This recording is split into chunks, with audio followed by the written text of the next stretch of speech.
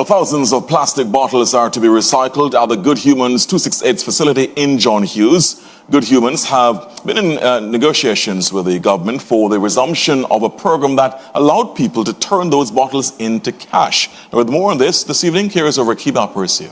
What started as a little school program, we just want students to recycle 50 items, has blossomed into something bigger than Good Humans 268, bigger than Antigua and Barbuda, because I would like to see legislation change here and then stretch across the Caribbean. We must begin to manage our waste differently. Good Humans 268 aims to create opportunities for people with disabilities through community outreach, climate action, and sustainable farming. This includes creating avenues for those living with disabilities to obtain gainful employment. The Plastic Waste-Free Islands project, launched in Antigua and Barbuda back in 2021, allowed residents to turn qualifying plastic bottles into cash. We have a recycling program that is in all 80 schools, and the initial plans were we would have collected the items, sorted them, and then they would have been funneled through the Plastic Free Waste Island initiative, where we would have been able to generate a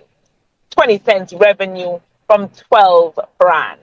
Founder of Good Humans 268, Joshannette Francis, says the money raised through that program helped to fund the organization's outreach activities. Our program started in 2023 September. The Plastic Free Initiative closed December 2023. However, the government would have indicated to us there's no need to close the program because they're going to open back the program February 2024. Francis tells ABS, Good Humans has been in negotiations with the government to get the program back up and running.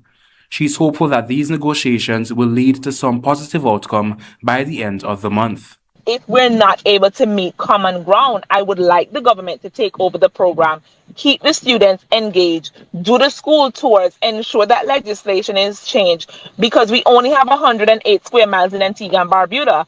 And if we keep sending everything to the landfill, while this generation might not feel it, 2 generations down the line, we are going to have a problem.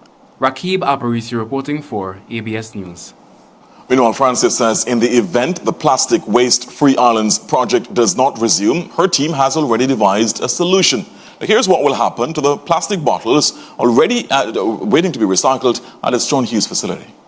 We send everything to the Antigua and Barbuda Waste Recycling Corporation, and the program can still function, because what would happen is we would be able to, instead of leaving the school and coming to John Hughes to sort, it could possibly leave from school compounds and go straight to the Antigua and Barbuda Waste Recycling Corporation.